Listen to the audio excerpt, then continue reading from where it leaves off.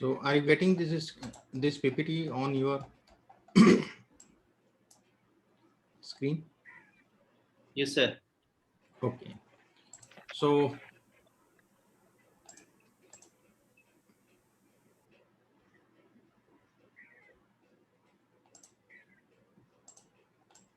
let me show you first few things, because the core of data analytics and the data science is the statistics.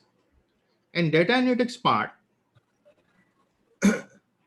95% statistics are there and the 5% is mathematics involved. But in data science part, there is 40% statistics and the 60% mathematics is involved.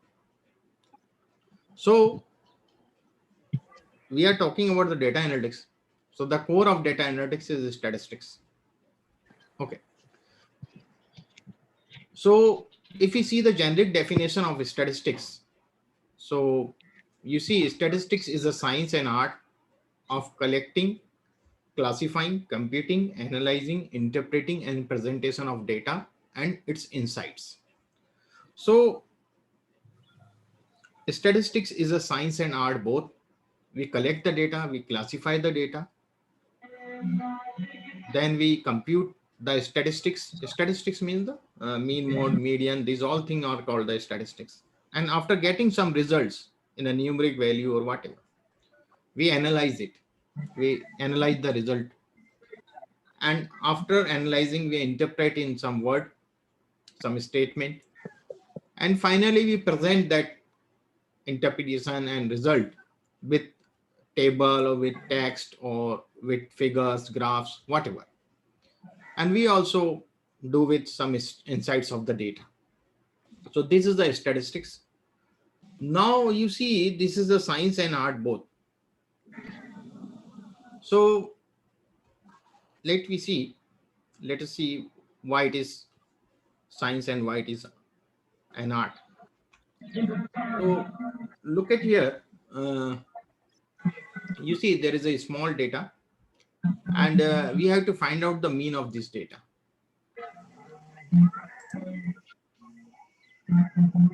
Salish, Saket, please you mute your mic. Thanks. So Salish,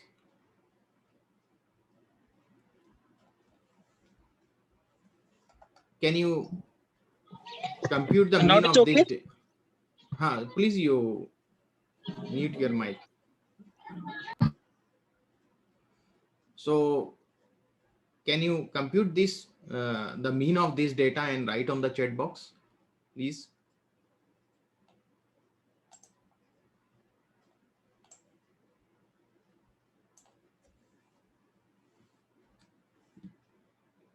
Yes. How do we compute the mean? It is an average. So you have to find the average of this data. There are 5 elements are there.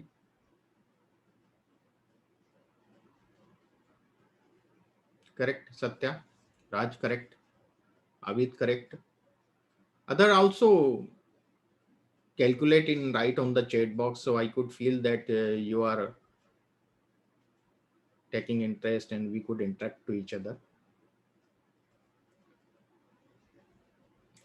So we have seen that in the chat box, everybody is getting the same mean. Okay.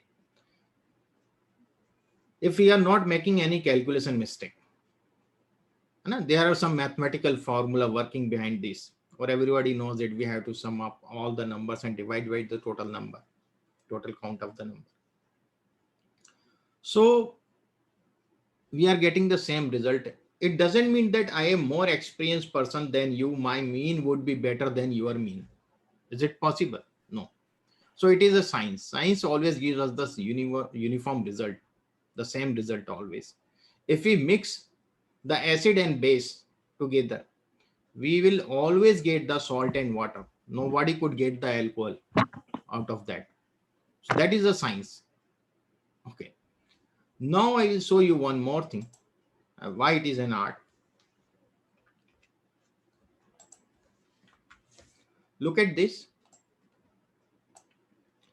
This is a glass of water and you have to interpret it.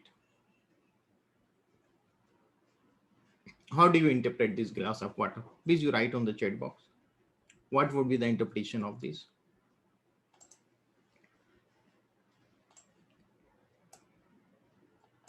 Yeah. If you are unable to write on the chat box due to some persons may be using mobile phone, so they could unmute themselves and uh, talk here. Half part of water is glass is filled with water.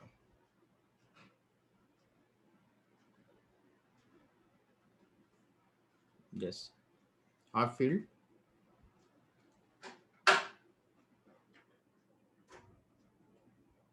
Hmm.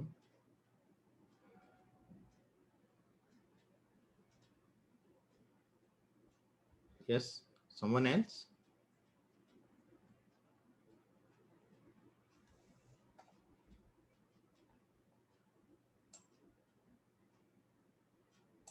Correct. So there are many interpretation has been given by you. So I will just see. The few people are telling that this is half filled,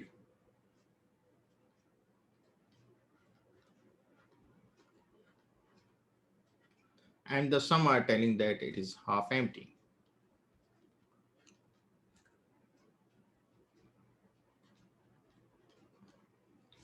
And some of you also given the right interpretation.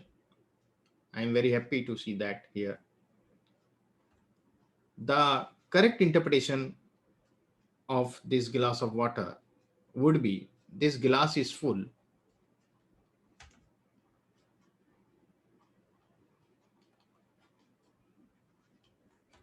half with water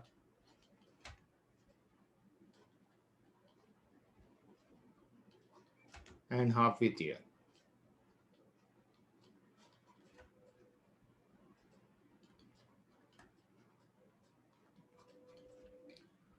So interpretation is very, very important thing. When you get the result, you analyze it, you interpret it. That is very important. So interpretation always requires some experience. You know, it will come with the time. If you do more and more analysis, you get the output and you interpret it in a proper way. Because sometimes we get some value in the result and something is hidden behind the result. So that thing we have to recognize what is behind that value. Then you are able to do the correct analysis, correct interpretation of that thing. So here you see the ear is not visible here, but it is there in the result. Okay. So I mean to say that when we talk about the inferential analysis, the hypothesis testing, this all, so we generally think about if there is significant difference, then we go for the further, uh, we will go for the cause and effect study. But no, if there is no non-significant is there, then also you try to understand why there is non-significant. Okay, so non-significance is also very important rather than significance. Significance is already important, but non-significance is also important. So this so that it is an art. Now the second thing, I just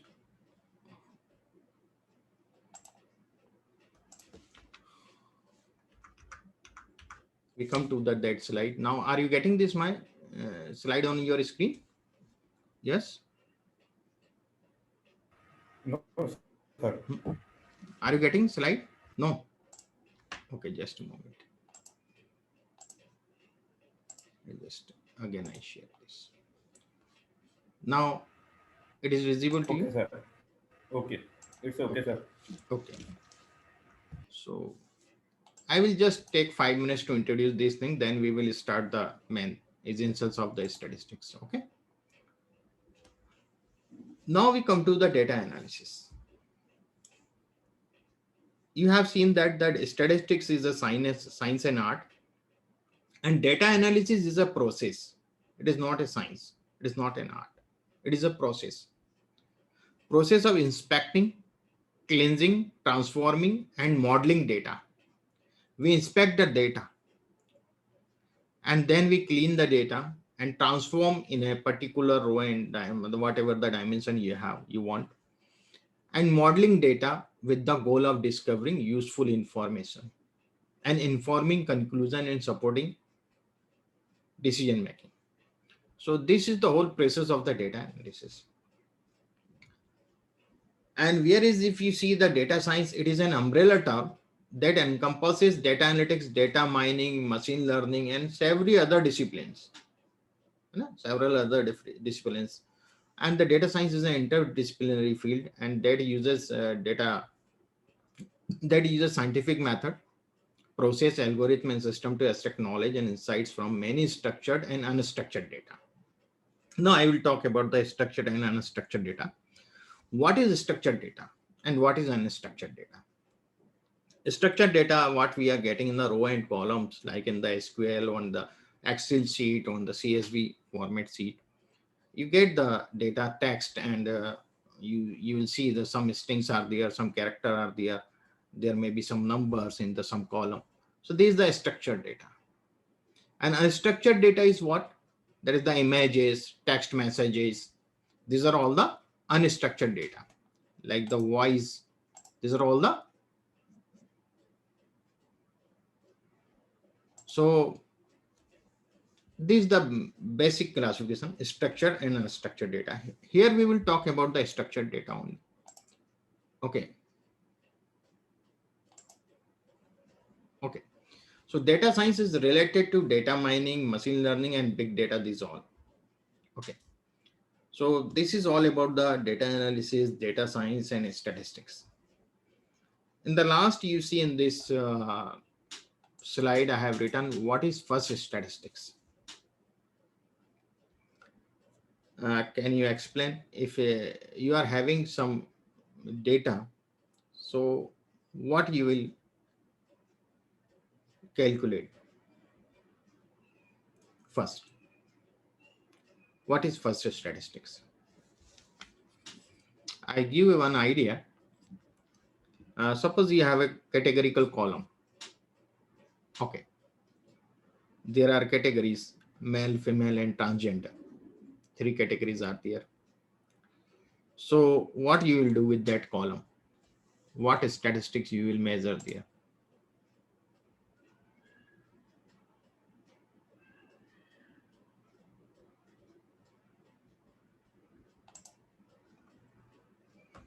Yes. Frequency, correct, Raj? Frequency, you could see the frequency. Subhangi, probability is our first statistics. You are extremely correct. So Subhangi is telling that the first statistics is the probability. What happens when we get some sort of categorical data? We can make a frequency table, and we could find out the count of each category, but that is not a good measure to show in a descriptive statistics.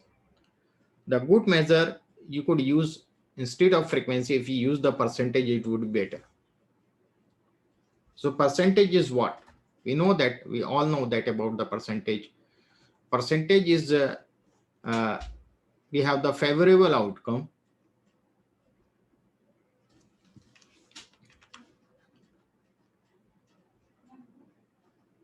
Favorable outcome over total outcome.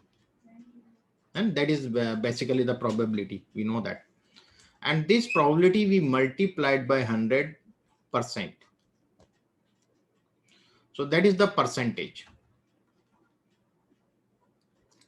So the first statistics is the probability. So statistics starts with the probability.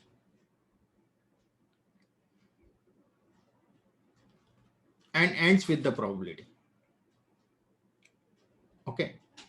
So how we can say that it is right? So I will show you something. When we do we know that there are four sort of analysis we generally perform. I will explain you that also. Just a moment, I clear it out.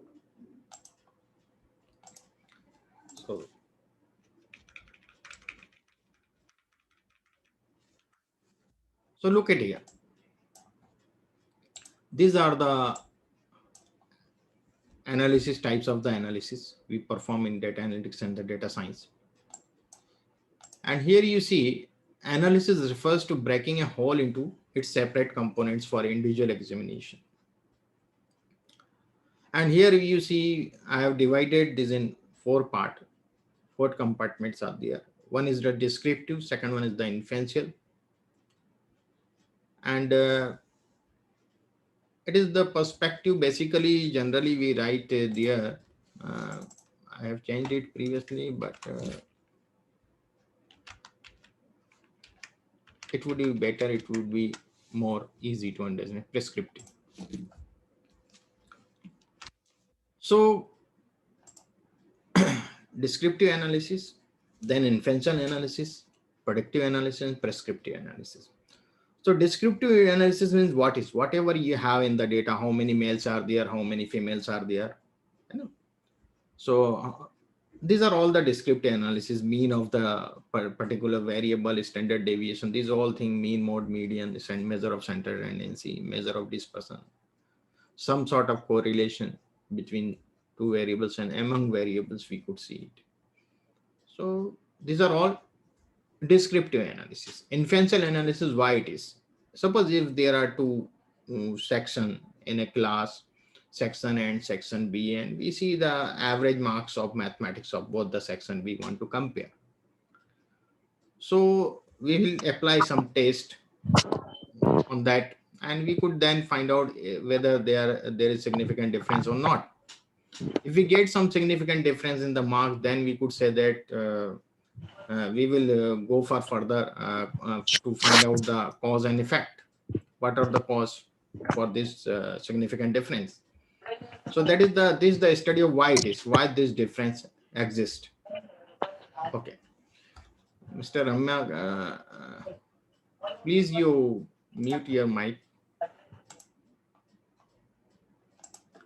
So that is the inferential analysis, why it is. Third one is the predictive analysis, where the machine learning starts. What will be? Suppose you have the data of last 50 years of a certain region of rain and the crop production, and you train some model through that data. And if I say the current year rain is this much, so what would be the crop production? So you put that rain as an input in that model, and you could predict about the crop production. So that is a predictive model, what will be. And fourth one and the last one is the prescriptive analysis. Prescriptive analysis is the artificial intelligence. It recommends you, it suggests you. So what should be? Suppose there is not only one variable which affect the crop production. The other variables also make some impact on the crop production, not only the rain. We know that the soil quality is there, seed quality is there, fertilizers, pesticides, and irrigation. These all are the important factors which also make some impact on the crop production. And we have developed some model through these all factors. And as per that, we have put the value of all the variables, and we got some prediction through the predictive model. Suppose we have got 80 metric ton. There would be a production of 80 metric ton. But the demand side, it is our supply side now. But the demand is 120 metric ton. It is hypothetically I am taking. So the gap between supply and demand, we have to minimize it. So we will use the artificial intelligence. It will suggest you as per the soil quality, what quality of seed you have to sieve there. And fertilizers, as per the soil quality, it will also tell you about the fertilizers. As per the disease and the weather, it will tell you about the pesticides. As per the sunlight, it will tell about the frequency of irrigation, how much water is required there in the field, and what would be the frequency.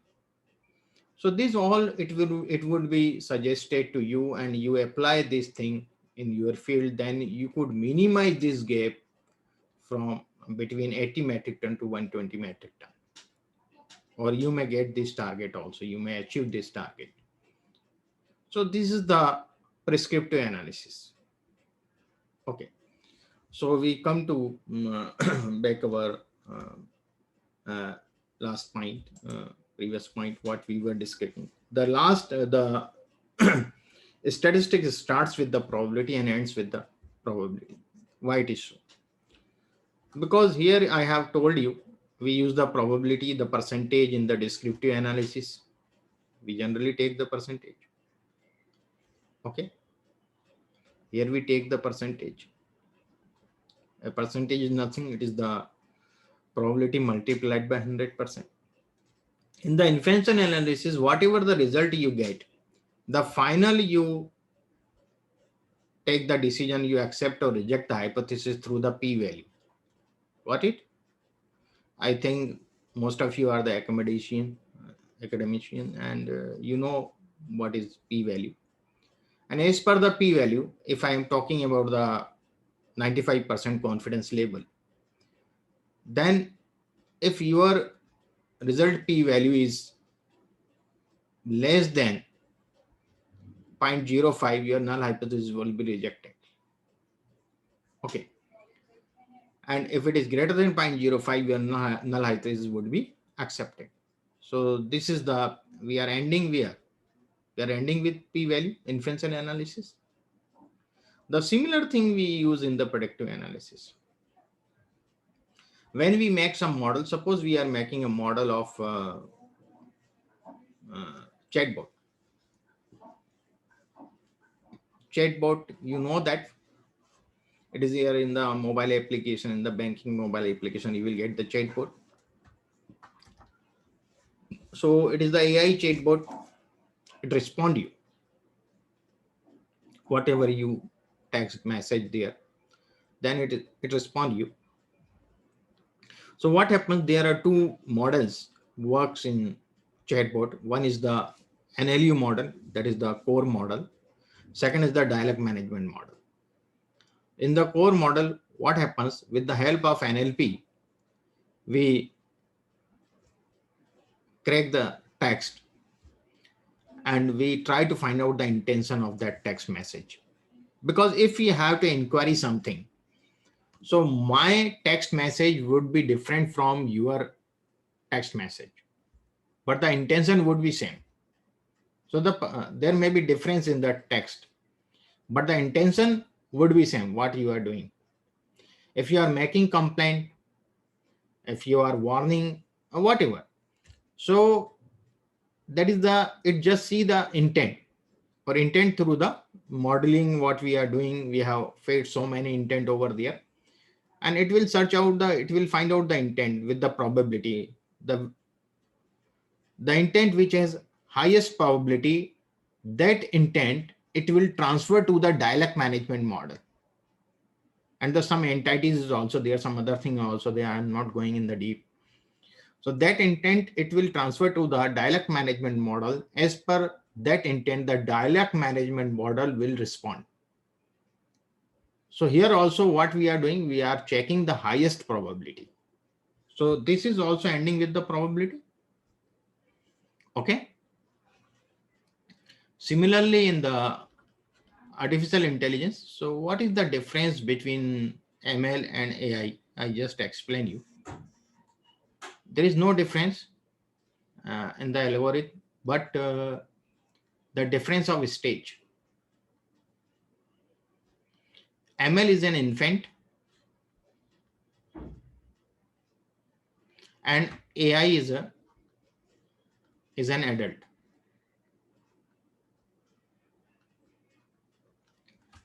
This is the major difference in both. So as we have learned, we are learning in the same algorithm: supervised learning, unsupervised learning, reinforcement learning, semi-supervised learning. The same approach, same algorithm we use in the machine. Okay.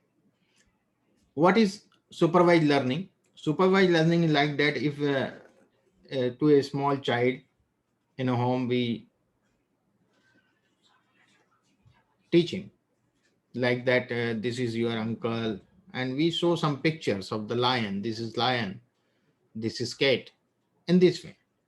So that is a supervised learning. Unsupervised learning is what? Unsupervised learning is, suppose there is a utensil of hot milk is kept on the floor, and the small child come and touch it. The next day he will touch it or not? He or she will touch it or not?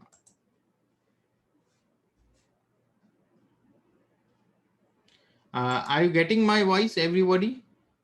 Yes? Yes, sir. I think Jaya is not getting. So Jaya, please you log out and log in again. I think that it will rectify your problem. Okay, Jaya? Please you log out and log in. Don't worry.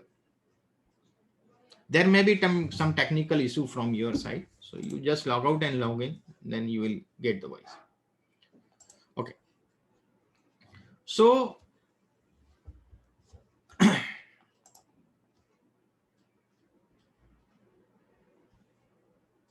okay. Yeah. So unsupervised learning, the next day the child will not touch that utensil, even it is there is no hot milk. Okay, there is only the milk, general temperature milk, and but he will not. So he learn by himself.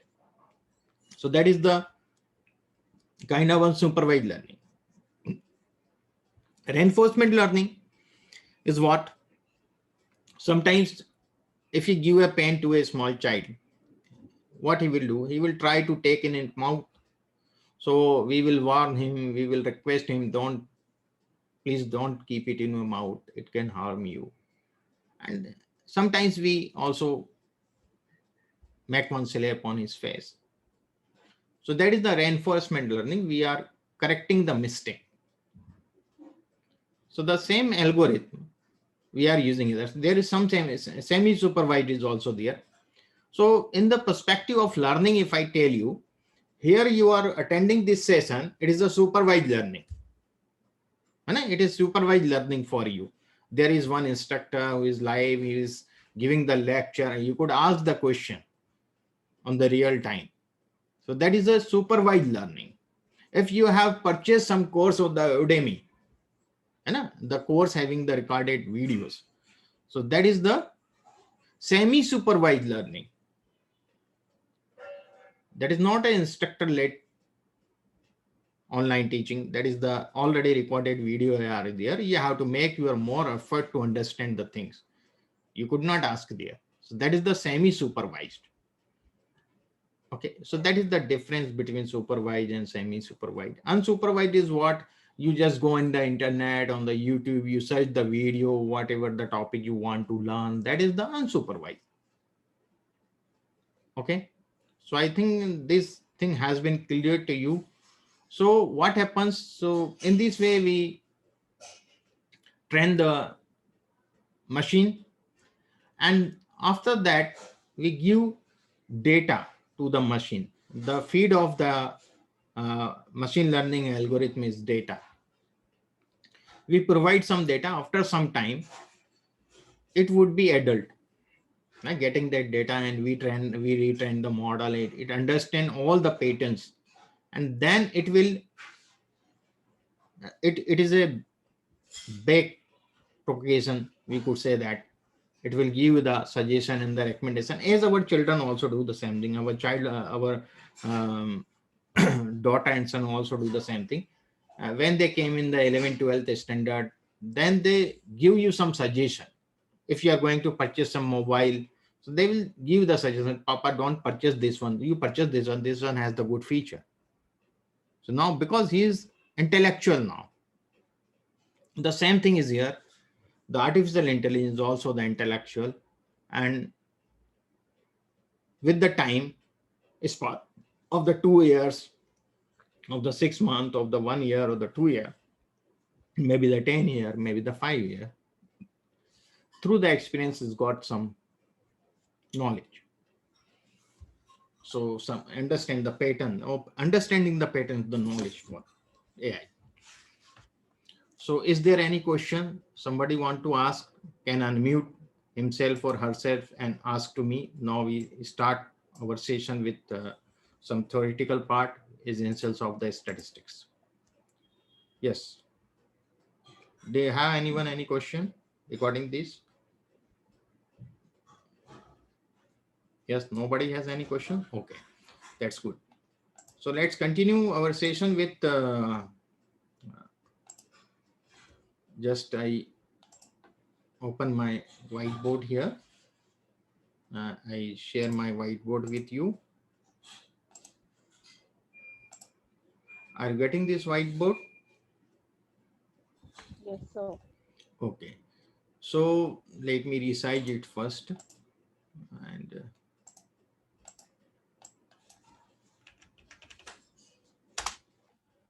I just select my few favorite colors here. That is the customized colors I am using here for writing.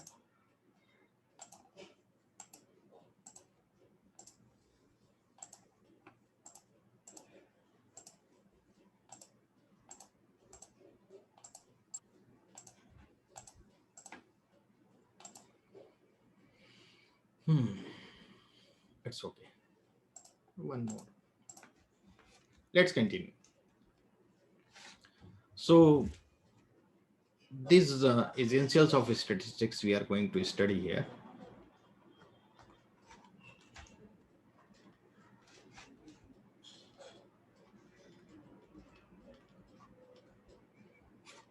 Essentials of the statistics. So first thing is the data, classification of data we will study. And there are various classification of data. But I will give one classification, which is I have merged that so many things over that classification, or we are talking about the structured data. We are not talking about the unstructured data here. Okay. So we have a data that is a structured data. We divide this data first in two parts. One is categorical.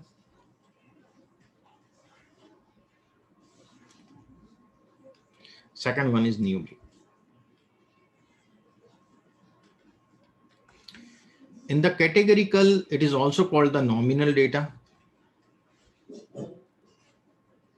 Okay, and somebody who are using the SPSS there, they mention this is nominal data. Wherever the naming strings or character, naming nominal for naming, strings, character, the same thing. Okay, so these are all called categorical data. I will give the example like I have explained you the name of cities we have in some column. So we could see there is Mumbai, Delhi, and some other cities are there. So this is the name of cities. Suppose the quality is there, the hair color I am talking about.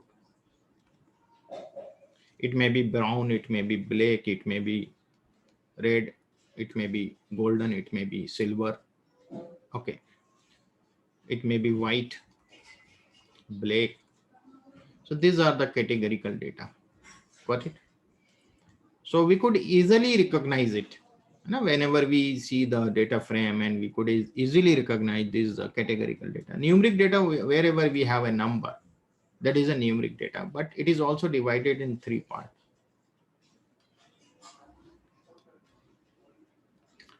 One is the ordinal data.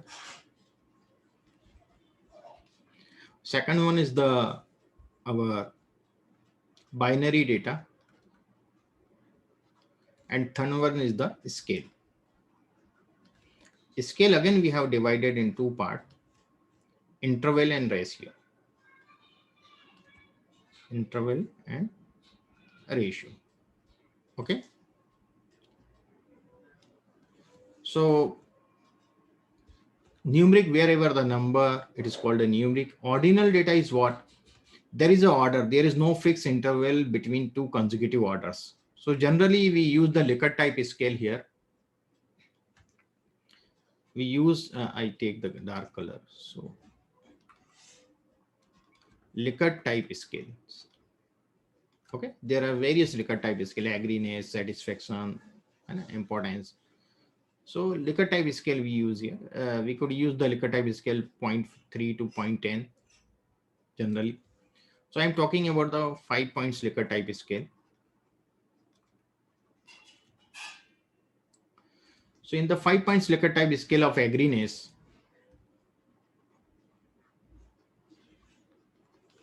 I am writing down here the strongly disagree,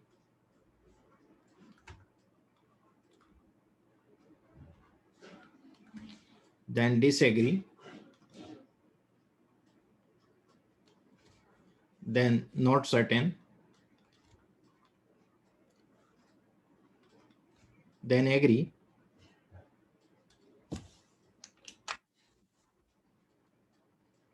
and finally strongly agree.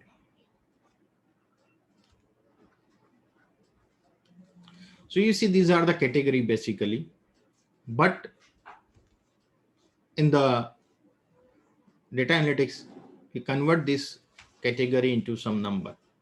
We give some order to this.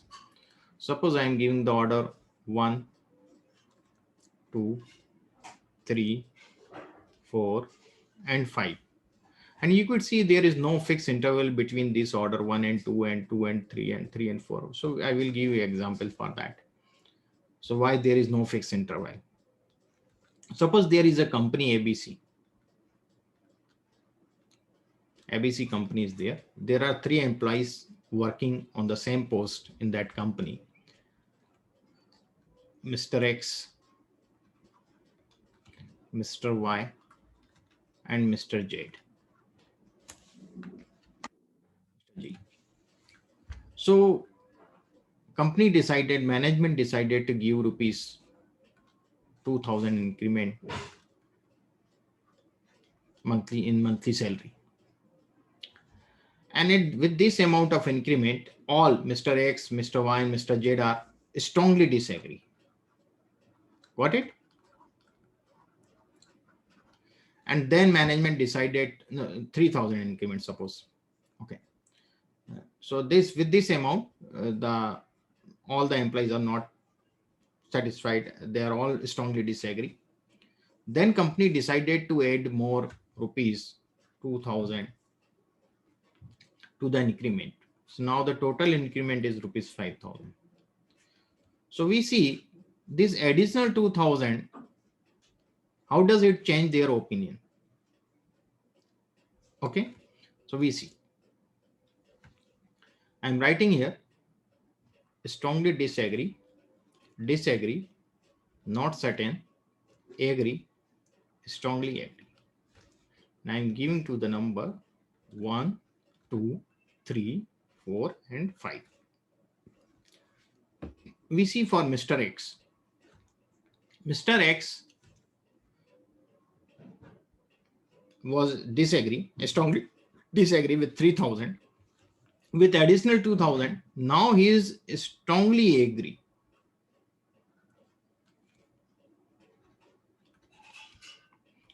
With 2,000 rupees.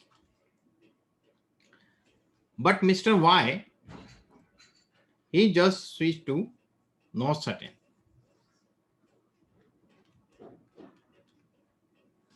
With this 2,000. And Mr. Z just switched to disagree, strongly disagree to disagree. Mr. J. So we see the amount is same, 2,000, but their this interval is not same. Does that make sense to you? So it is called the ordinal data. There is order 1, 2, 3, 4, 5. Is it clear to all? So this is called the ordinal data. It is not a ordinal scale. Don't say it is ordinal scale. It is the ordinal data only. We are talking about the data. Second thing is the binary. Binary is what?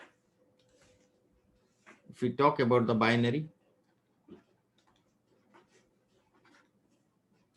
binary is a dichotomous data.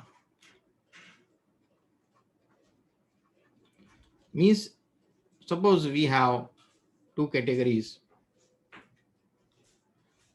like male and female. So we could convert this in a binary data. It is a column gender. We have a category of logical value, true and false. We have value yes and no. And we have some other, like the male, female, we have two other categories. But this category must be mutually exclusive. Means if someone is male, he cannot be a female. If someone is female, she cannot be a male. That is the mutually exclusive. If something is true, it could not be a false. So this is the thing. It should be mutually exclusive.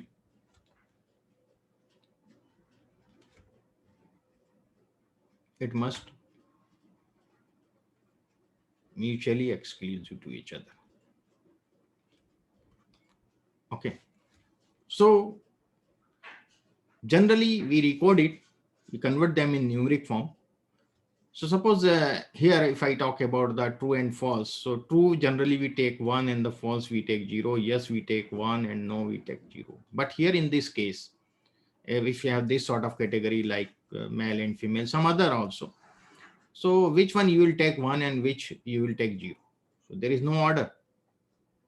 So what we do, as per the column, we change the column name. If I taking the column name male, so I will use the male as 1 and female as 0. Here is Raj, that is 1. Or here is Sita, is female 0. Then Ramesh 1. In this way. Okay, suppose if I making a column name female, then what will happen? So Raj would be 0 in the female case. Sita would be 1 and this 0. Got it now? Sometimes we take in this way also. MF. Both category we write as the data column name. Male and female. The first would be 1 and second we treat as 0. We could also write the FM. So the female would be 1 and the male would be 0. Got it? Is there any doubt?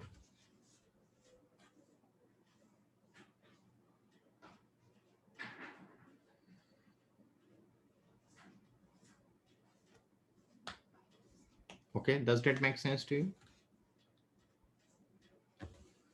So I hope you understand what is ordinal data, what is binary data, how we could record it, we could convert them in number. Okay.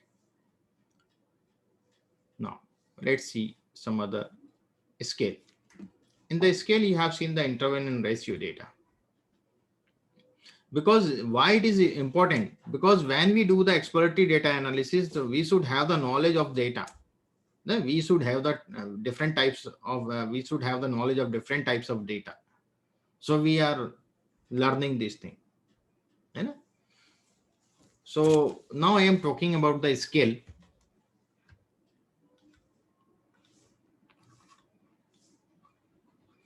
In the scale data, you know that there are two. One is interval. Second one is ratio. Okay. So what is the difference between these two? There is a difference of 0 only. So 0 is neutral. But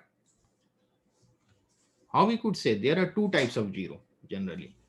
if I talk about. So one is a pseudo zero and another is a real zero. Pseudo zero is what? If I talk about the temperature, if I say there is 0°C temperature, what does it mean? There is no temperature? What do you say? Yes.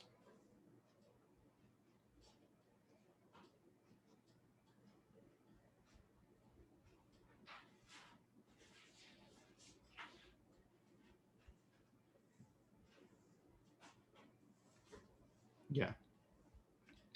Can you say that there is no temperature? It does it mean? No. It means there is certain temperature. It is not a real zero. Below zero, there is also temperature. 0 degrees, there is also temperature. It is a pseudo zero. It is not a real zero. And if I talk about the marks obtained in the examination, if I talk about the 0 marks, then what does it mean? There is no marks, correct? So it is a real zero. It is a real zero. So real zero has the property, if you multiply the real zero with any number, we get the result 0.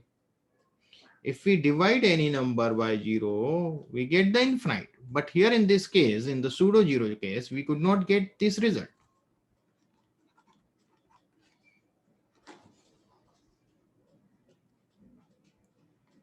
So pseudo zero in the interval scale, what happens? Both 0, pseudo and real, we include both.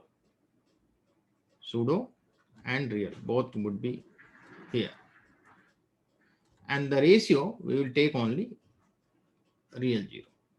Does that make sense to you? Okay. So I will tell you later on about what treatment we have to give this sort of thing if you want. Suppose we have after doing this, whenever we get some numeric data, some scale data, okay. So numeric scale data may be age, okay, and it may be some other thing also, number of children.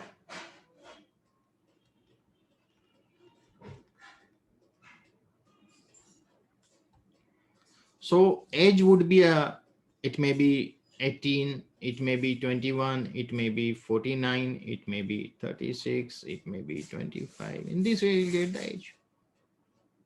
Okay, suppose we have 1000 observations.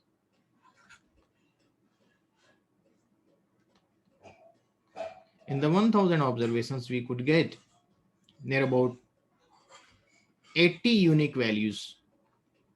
80 unique values in age. Near about, hypothetically. 80 different numbers would be there.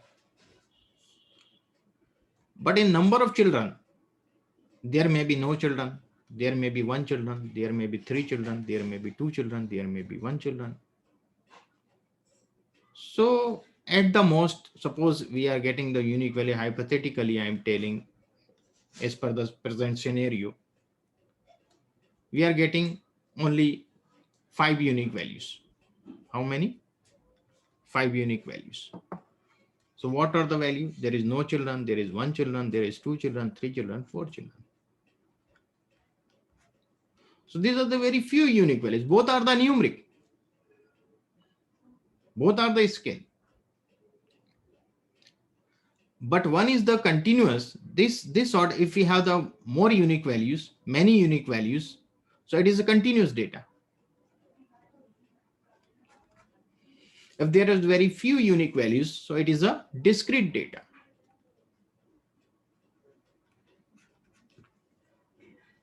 So here we have to be very careful when we get the discrete,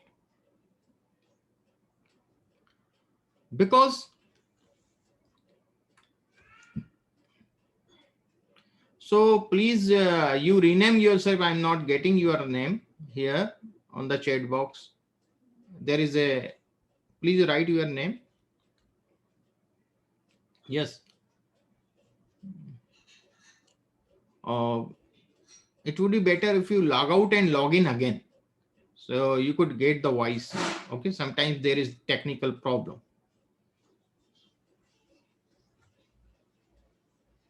Okay,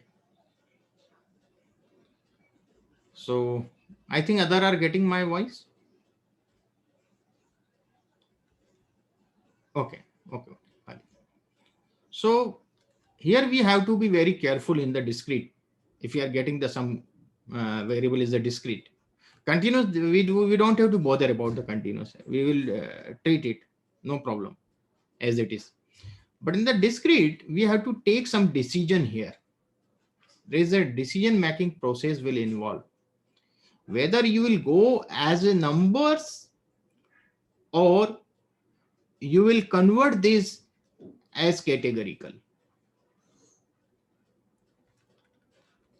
categories. If there are number of children, then okay, you may go with number. Okay, but there is zero is there. So if you are doing some calculation in the formula, you are performing some analysis there, you will use some formula, mathematical, statistical, and you are multiplying this, then this row result you may get zero sometimes, or maybe may not be, because there may be some this 5 into variable and is this way, so you will get the 2 here. So here it is possible you take you use it is as a number. But suppose you have a number of cylinders in a car. I am giving some hypothetical example. So there may be 4 cylinder, 6 cylinder and 8 cylinder. There is a, you see there is no 5, there is no 7. So it must be convert in some categorical column. Okay, you have to use it as a string. Whenever you put something in the quotes, it is called a string or the character. So it is not now a numeric, it is a categorical. Got it? So you could write in this way 4 cylinder, 6 cylinder, 8 cylinder if you want to write. Otherwise, you could just put the quote sign. It will convert in that. Okay. So that is very, very important when we get the discrete, then that is very important to understand the nature of that variable. And we also think about what we are going to analyze it. As per that, we have to take the decision whether it would be as a use treat as a numeric or we have to convert this in category. So this was all about the analysis of classification of data. So I think is there any question, any query you could ask me? Yes. Yeah, you could unmute yourself and you could ask the question, don't worry.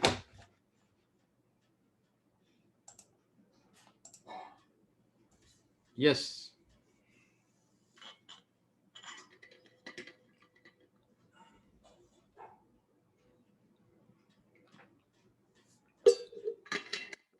Then we start our next topic, that is the measure of center tendency in the univariate analysis. Yes, there is no question. You could write on the chat box also if you have any query. Yes.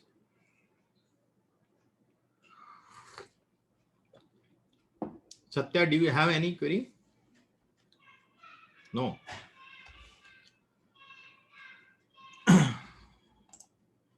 Yes, Amira.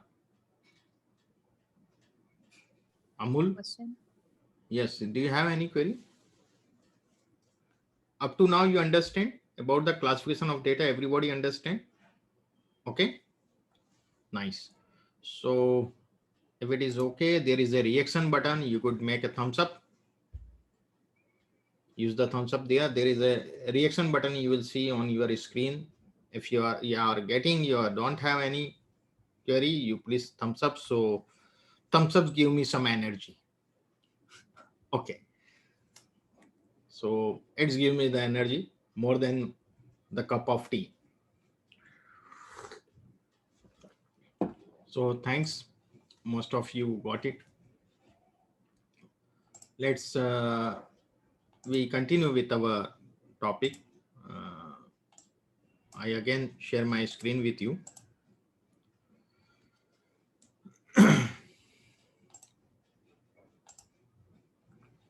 I explained you why we do the univariate analysis.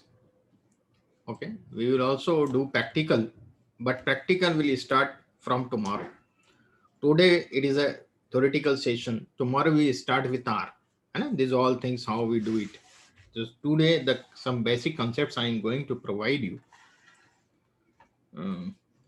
Explain you, not the provide.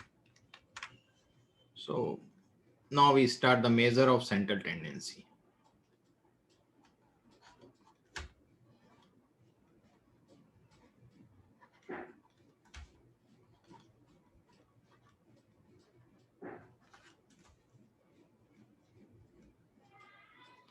Please you log out and log in. I think it is the technical problem from your side. Okay. There are getting my voice.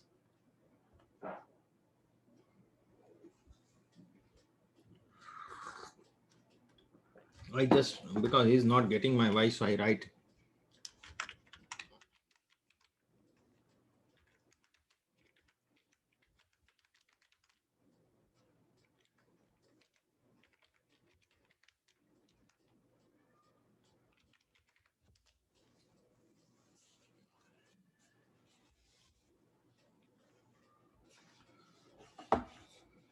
So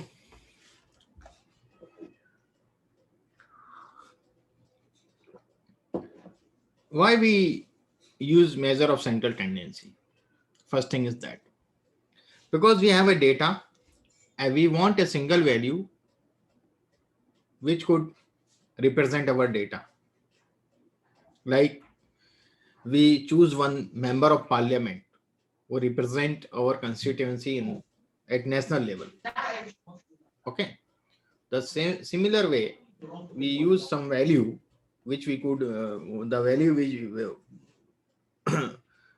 which could represent our data. Okay. So we have three measurement of the central tendency.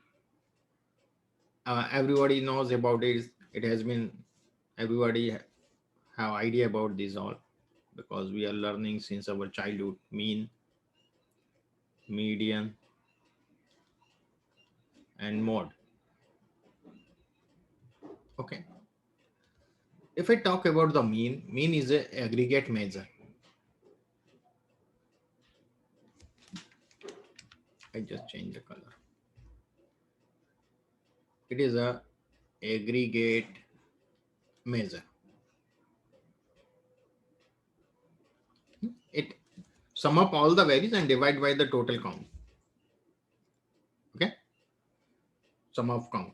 So that is a aggregate measure. We involve all the values whenever we measure the mean. If we talk about the median,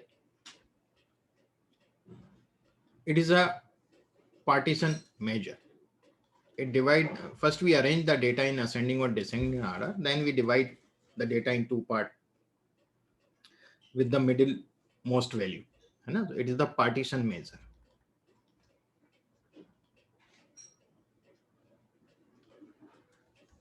Third one is mode. Mode is a frequency based measure. So it is the frequency measure.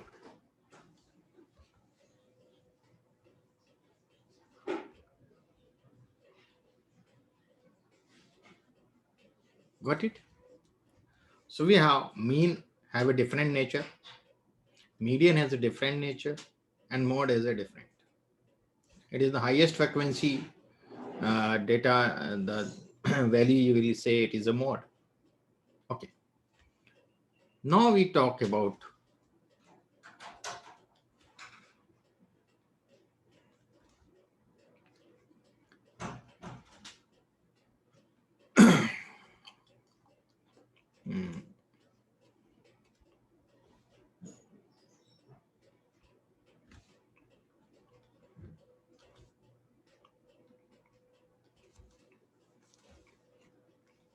just a moment.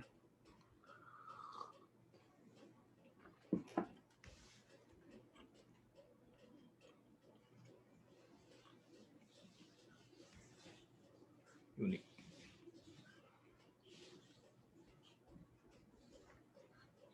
And if I talk about the mean, it is, if I talk about the mean of that data, what we have calculate the mean to 5, 8, 10, and 15. We know that the mean of this data is 8.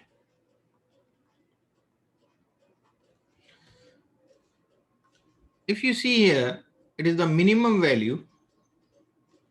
This is our maximum value because I have arranged in the ascending order. If I change, these values are called the extremes, minimum and maximum, or called the extremes of the data. If I make some changes in the extremes of the data, instead of 2, if I write 4, the mean will remain same or will change? Yes.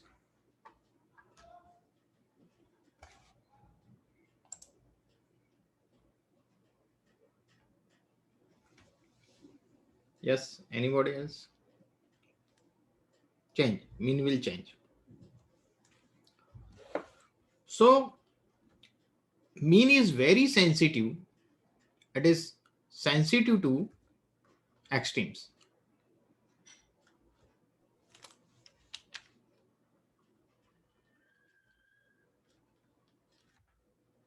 Got it?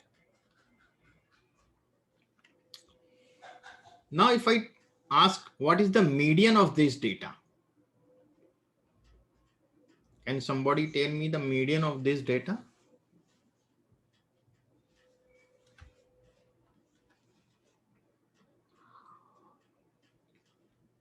That is also 8, because it is the middlemost value. The 50% are here and the 50% are here. So it is the middlemost value. If I changing this value 4, the median will change or not? Will the median change or not?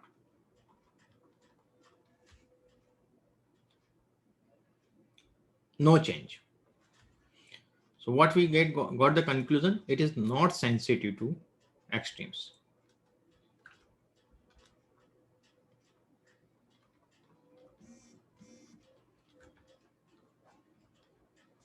This is very important thing. We will discuss this in the practical part. We will work on this. Okay. Mode is also not sensitive to extremes.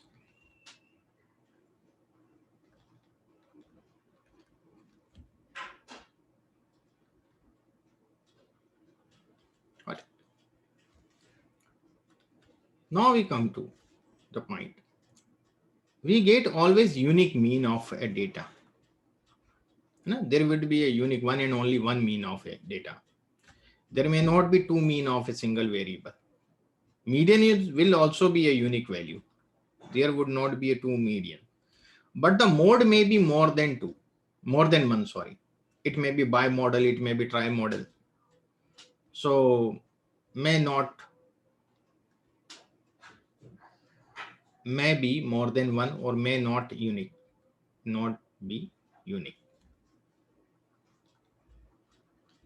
So mode may be more than one. Okay, maybe one or more than one.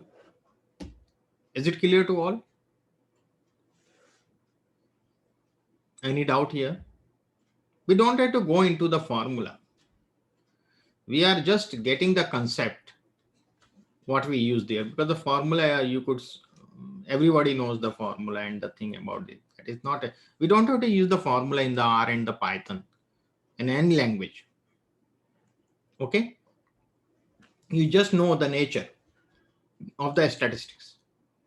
Okay, what is the concept behind that? Now we come to the third part, that is measure of dispersion.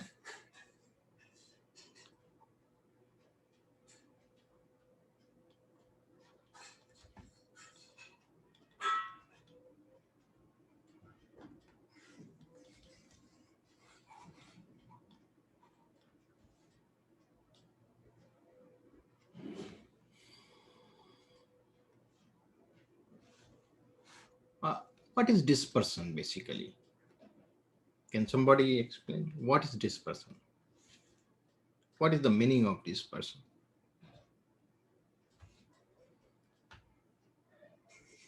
Raj, spread, correct? Yes. And dividing, Raji, is not a appropriate answer of dispersion. Spread is correct. Some other word you could use other than spread, some other word also you could use.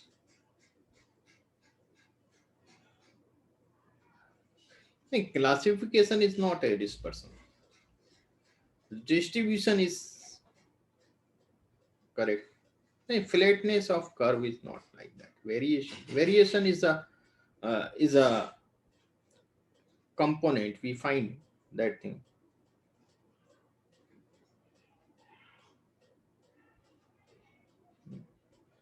No. Scattering, Dr. Khalid, you are right. Scatterness. So, in the dispersion, there are two types. One thing is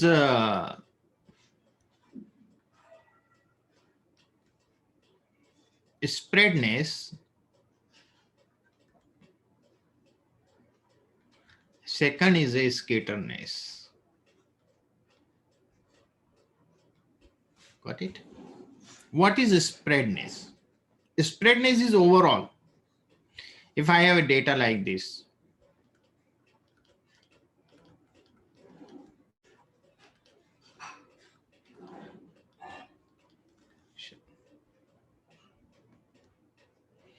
so if I talk about the spreadness, so you will take the range. Range is the measurement of dispersion, but in the measure of dispersion, it is the measurement of spreadness. So range is maximum value minus minimum value. So maximum value is 57 and the minimum value is 2. So you will get the 55 as a range. Does that make sense to you? This is a spreadness. How does your data is spread? Scatterness is the internal deviation of data. If we see here, there is 5, there is 2, there is 4, there is 4, there is 11, there is 21. Okay. And then there is 18. Got it? Not 18, 8.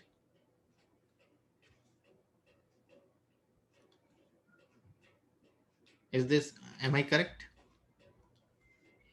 So this is the scale. If we take the average scatterness, so we add on these all and we divide by how many counts are there. So that would be the average scatterness of this data. Does that make sense to you? Is it clear? 5 to 7, 4, 11, 4, 15, 15 and 11, 26, 26 and 21. So it is 47, 47 and 8, 55. Is it correct? And how many we have? 1, 2, 3, 4, 5, 6, 7. 7, 8 is 56, something like that. Okay. We take it 58. So we get here 9. So we get here 56. So 7, 8 is 56. So 8 is our average scatterness of this data. So if I arrange this data, 2, then I add 8.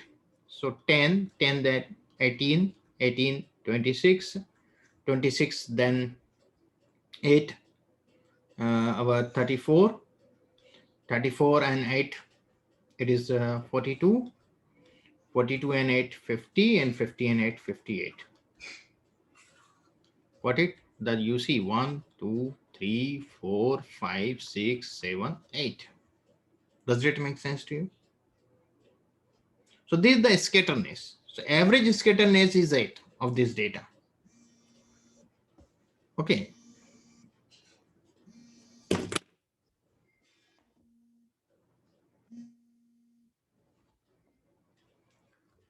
So we have a two sort of measurement in the dispersion. One is for the spreadness, second is for the scatterness. The spreadness is between two specific points, specific data points, maximum and minimum, first quartile and third quartile. Okay, that is the spreadness. So first is the range. I just more talk about this. Suppose we have a, I just make this.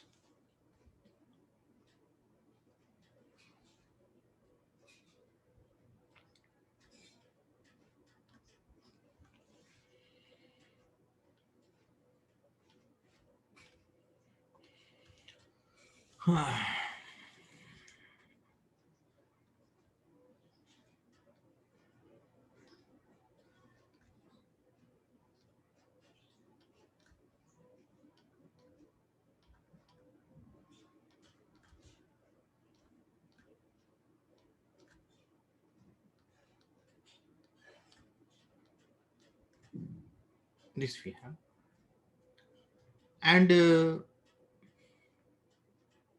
I just change it. I make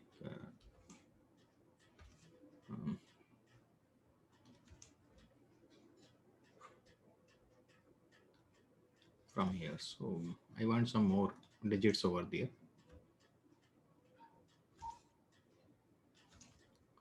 So 0, 2, 4, 6, 8, 10, 12, 14, 16, 18, 20, 22, 24, 26, 28, 30.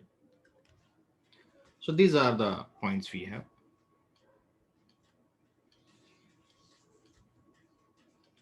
And I would take two data sets from here, from this population.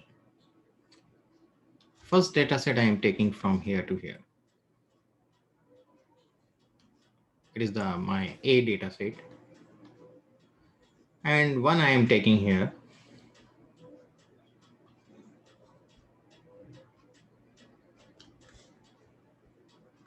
B data set.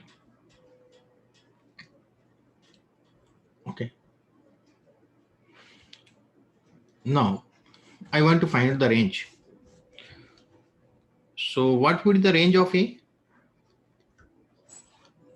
What would be the range of A? Yes.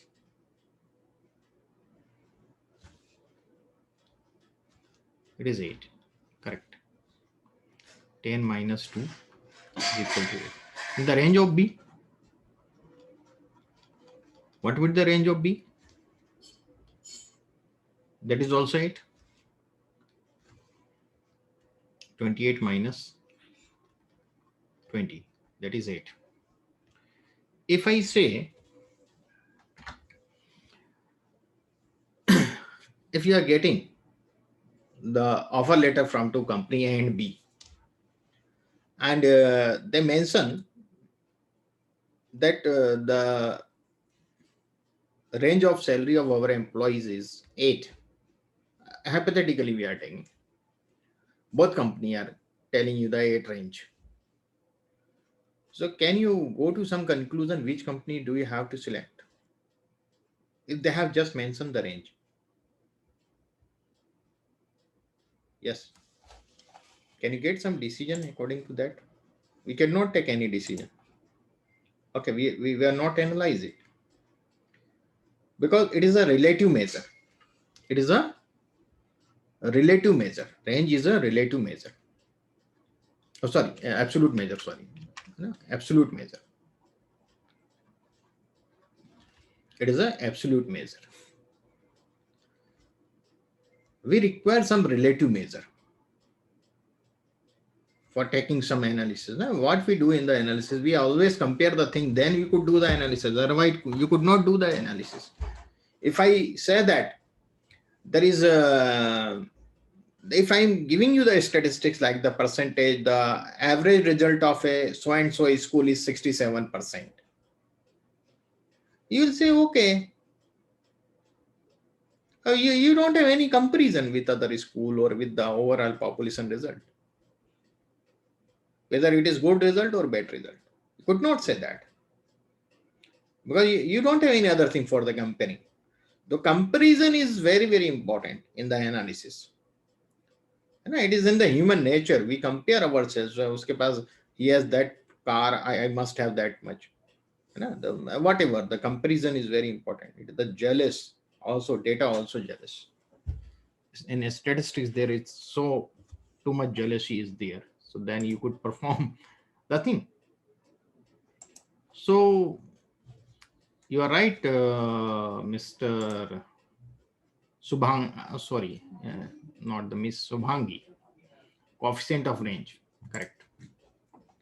So I am talking about that. I am coming on that point. So we require some relative measure. So all the coefficients are the relative measure, you know that. So we will take the coefficient of range. Coefficient of range is nothing. It's just the maximum minus minimum over maximum plus minimum. If I talk the coefficient of A, coefficient of range of A, that would be 10 minus 2, 8, and 10 plus 2. What would be it? 10 plus 2, 8 over 12. It is 2 over 3. It is 0.67. Does that make sense to you? This is the coefficient of A. If I see the coefficient of range of B, what it would be? 8 over 20 plus 28. So 8 over 48. What it would be? 1 by 6. So it is 0. What it would be?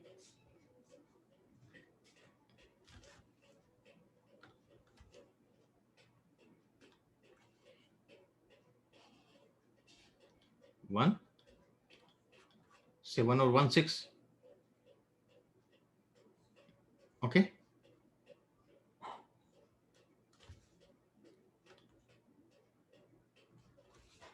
Raji is telling 0.13. Why so? You take here 10, 6.61 just 6, 4.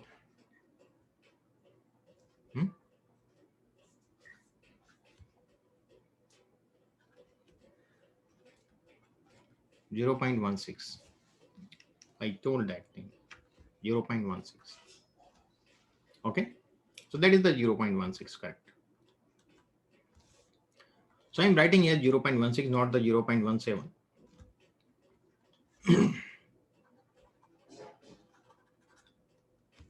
So I just take 0.16. You see here we are getting the coefficient 0.67. Here we are getting the coefficient 0.16. Now you use your business logic between this coefficient and these values. What you say?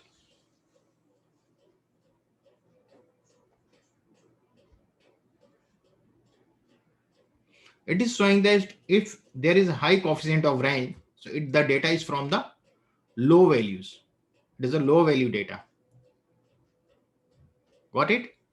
If the coefficient of range is smaller, then it is high value data. Does that make sense to you now?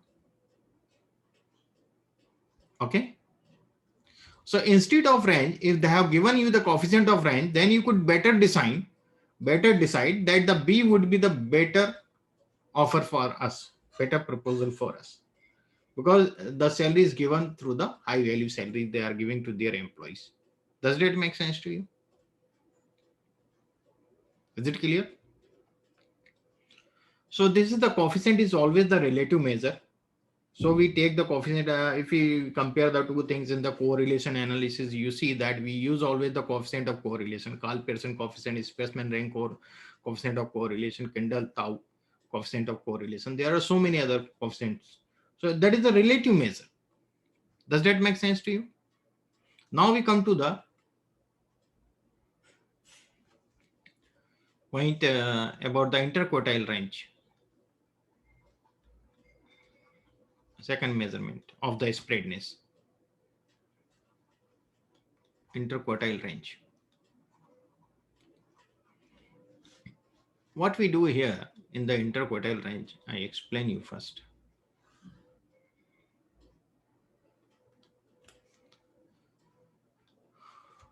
This is our minimum value. This is our maximum value. When we talk about the range, we include this all maximum, minimum, the whole data range we see. This is our median. This is our third quartile, or this is our first quartile. So here we are taking the most central data, 50% data, okay, which is called the dense data.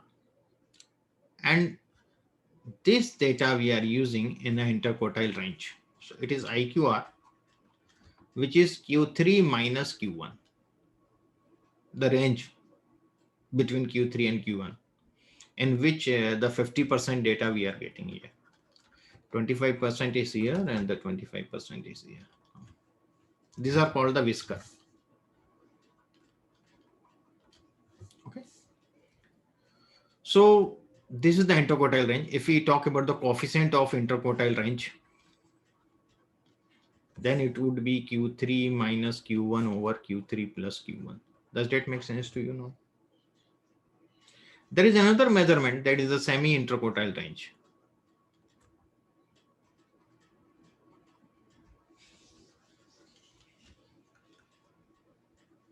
That is the semi-interquartile range is also called the quartile deviation. Quartile. I just write in a proper way.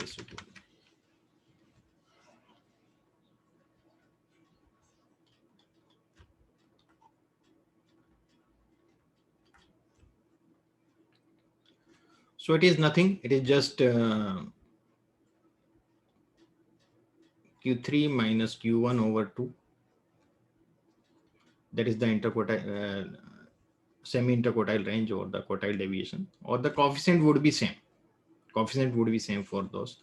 Both. Why?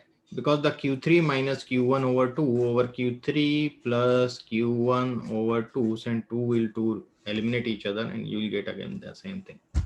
So that is the coefficient would be same for both. Okay. It will take only the 50% data here. 25%, sorry. That is the quartile deviation between.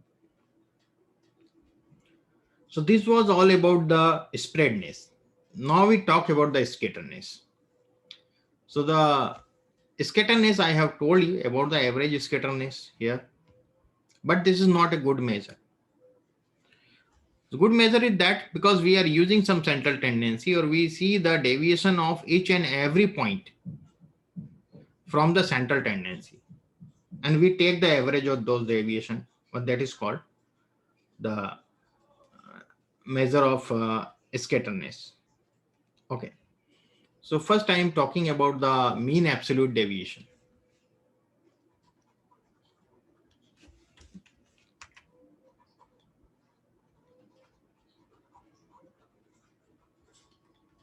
Mean absolute deviation. So first we try to understand this deviation.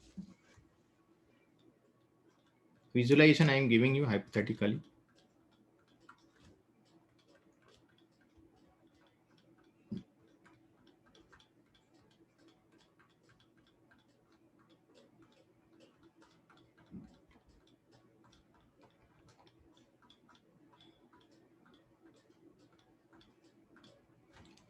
So these are our data points.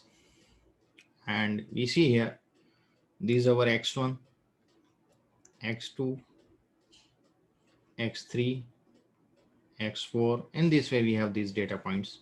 So we have n data points. So it is our x1, this is xn minus 1. In this way, we are getting the total. And we have some measure of center tendency. This is our mean, this is our mode, or here is our median. So what we are going to do, we will take the deviation through mean of each point, each data point. So we'll get this deviation from here to, just a moment.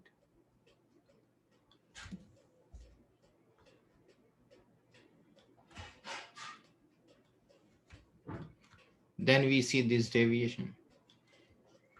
So then this deviation, then this deviation. In this way, we take the deviation of each point from mean. And what we do, when you get the summation of deviation through mean, what summation you will get? Can somebody tell me? Yes.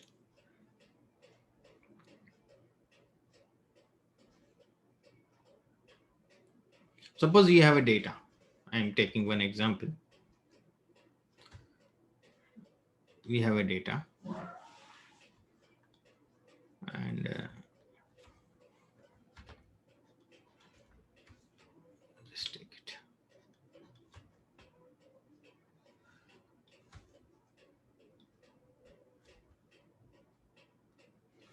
So we have a data 2, 5, 8, then 10 and 15. The same data I am taking. And we know that the summation of this is 40, and we see that the mean is 8. We already done it. Okay. I get the deviation through mean of each point. This is the deviation from mean, x minus x bar. So 2 minus 8, 8 is the mean. So 2 minus 8 is minus 6. 5 minus 8 is minus 3. 8 minus 8 is 0. 10 minus 8 is 2. And 15 minus 8 is 7. If I get the summation of this, what I will get here? What would be the summation of this? Yes, somebody can tell me.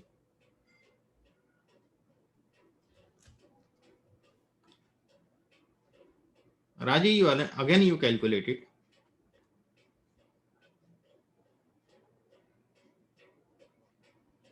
Correct. Siddheswar, Bhagyasri, Subhangi, correct. So always you get the 0th summation. So in this scenario, if you are getting the summation of this all n deviation, we get the summation 0. We could not find out the mean of that. We will get the mean 0 all of deviation. So what we do, we take the absolute value of this deviation.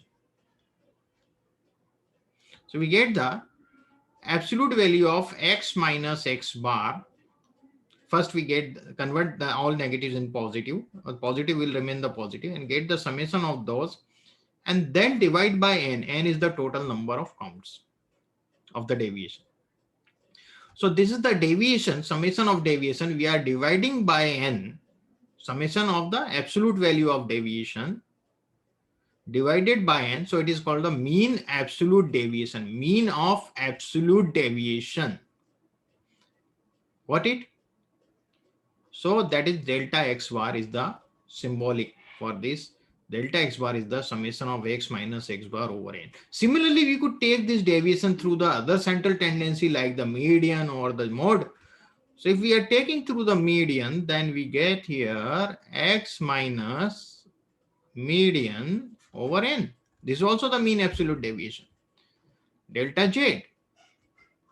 So we could take x minus z over n. So these are all mean absolute deviation. This mean absolute deviation, first one is through the mean, second one is through the median, third one is through the mode. If I just write the made somewhere, mean absolute deviation 25, can you guess from which central tendency I have taken the deviation? Can you guess it? If I just write mean absolute deviation is, you could not guess it. So there were three demerits in this measurement. This is also important. Sometimes we rely on this. So first was objection there.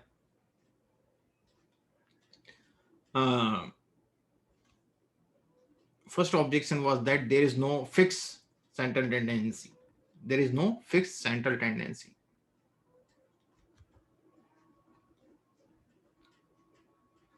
Second thing, arithmetically it is okay. You are converting negative into positive through the absolute value, but algebraically it is not correct.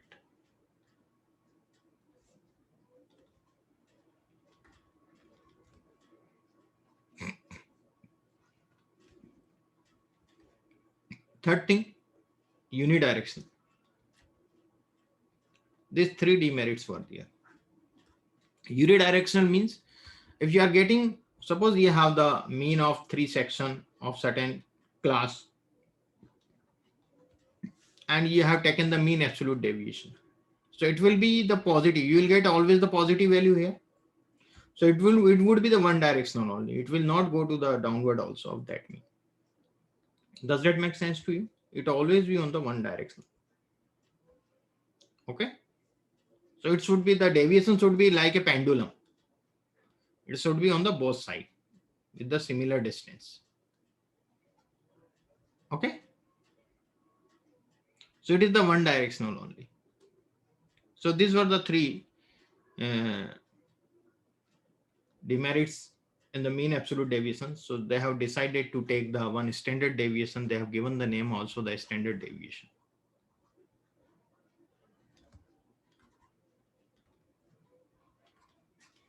In the standard deviation, they have used some trick. If I talk, what is the square of -2? 4, and the square of 2? 4. So what they have done, they have taken the square of deviation instead of absolute value.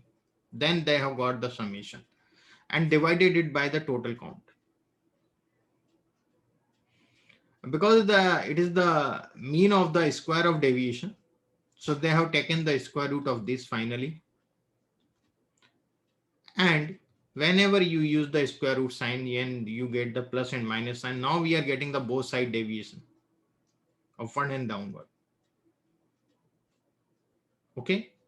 And it is always be taken through the mean. It will, standard deviation is always taken through the mean. It could not be taken through the median and mode. So the first demerit they have removed here. Second demerit, they have used this trick to square the values and then get the summation and get the mean of that. So that is the standard deviation. Does that make sense to you? Always taken through the mean. And if we talk about the coefficient of, talk about the variance first. So variance is nothing. It is the square of standard deviation. If I talk about the coefficient of SD, standard deviation, that is sigma over x bar.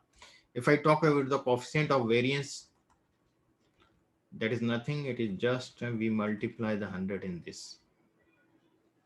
Sometimes people use percent also. Sometimes don't use it. That's the coefficient of variance. So this was all about our today's session. We have learned about the different concept of the statistics. Is there any doubt anyone has? Could ask me. Yes. Anyone has any doubt here? Yeah.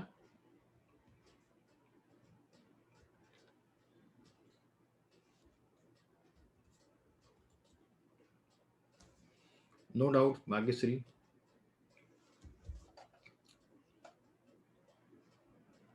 No, Raji, I will call Mr. Mukesh. Are you there, sir? He will explain you the thing about this all.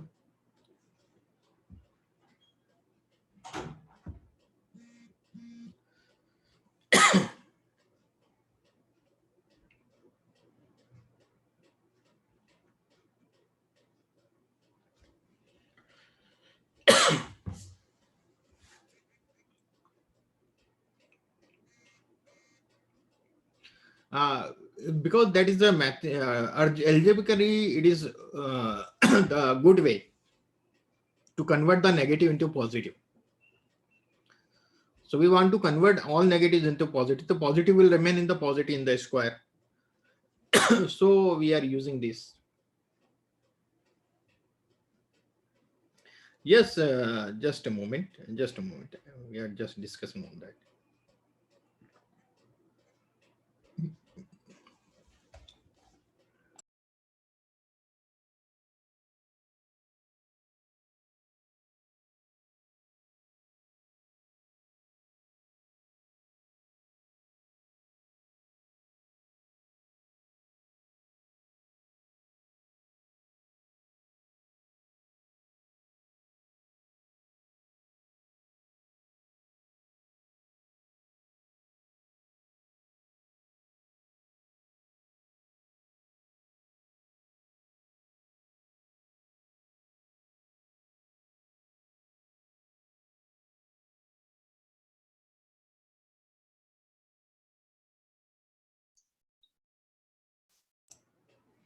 Yes, sir.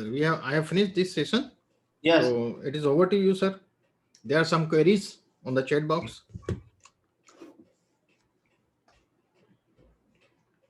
Some question came, sir, that trimmed mean on the chat box.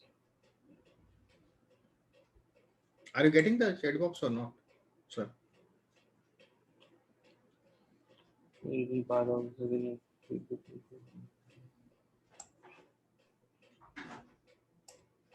See about sir, कुछ questions आए हैं. There is some questions coming that in technical which you will answer, but on the terms of payments and the certificate, I'll just answer it quickly.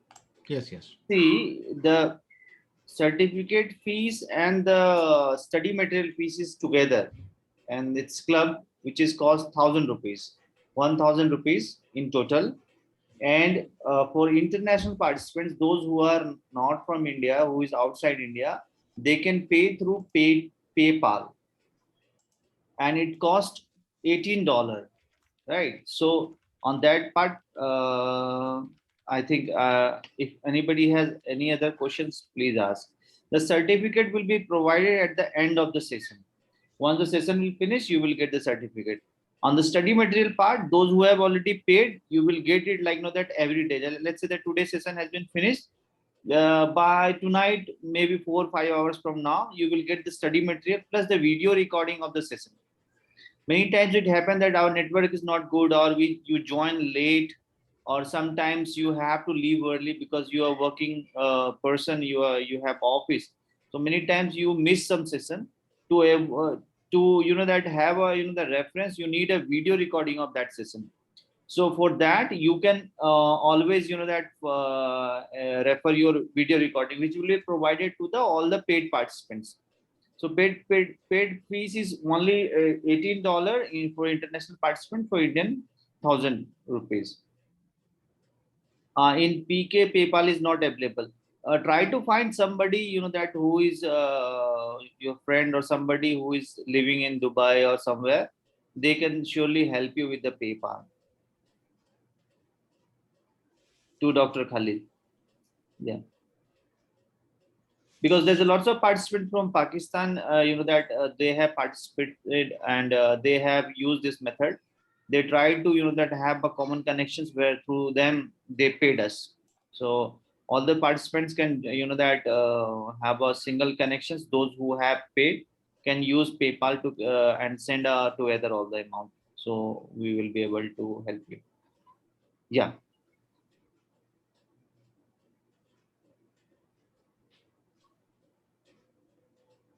So hope that all of you enjoy the session, and those who enjoyed can just click on the reaction button for sir.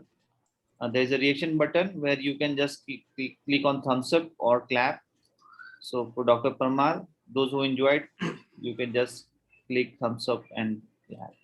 Even you can that say shown on your video. So the rule is clear that all of you that when you log in, please keep your video on, so we can know who are you. tomorrow what we'll do, we'll have a small introduction session starting in that we will introduce ourselves. So this group will be, that it's not only where you just come and learn. It's a networking platform also. There's a lots of people from different background. Somebody is from academics, somebody is from industry, somebody is from somewhere else.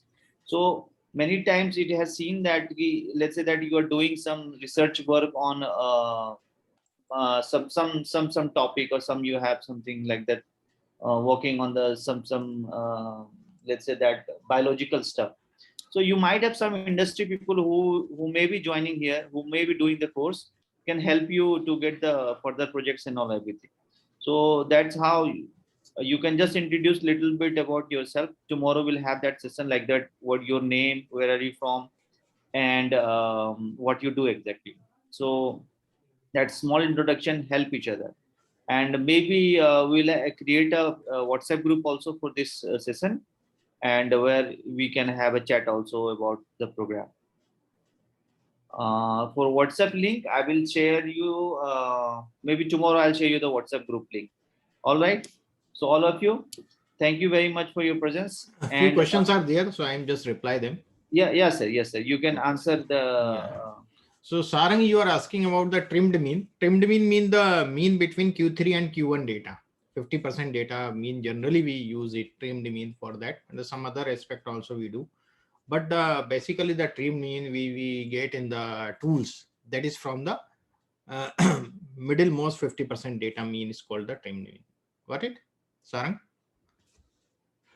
Cumulative frequency is very simple, Subhangi. If we have the frequency of 5 with the first and the second is the 2, we add those things. 5 plus 2 is 7. Then the third we have the 7. The 7 plus 7 is in this way. That is the cumulative frequency. We will see later on the practical way. Abid is asking about Abid is there. Yeah, asking about dummy variable, binary variable, same. That are same. The dummy variable we convert in the binary form generally. Correct. And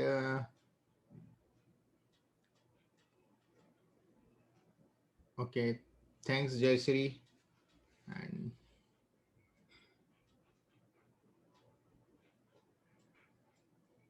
yes, we will share the PPT and the other scripts also. From tomorrow we will run the R scripts, and that scripts you will get, data sets you will get, what we use in the analysis, all the study material, recordings, and the last you will get the certificate also. So it's I think it's okay, sir. You are mute, sir. Yeah, I think we are okay. So let's meet again tomorrow, and on time, 5 o'clock we'll be here, and we'll start the session tomorrow on time. So thank you very much. Have a nice evening. Thanks everyone. Thank you, and lots of love from India, all of your international participants. Okay, thanks. Have a nice time. Bye bye.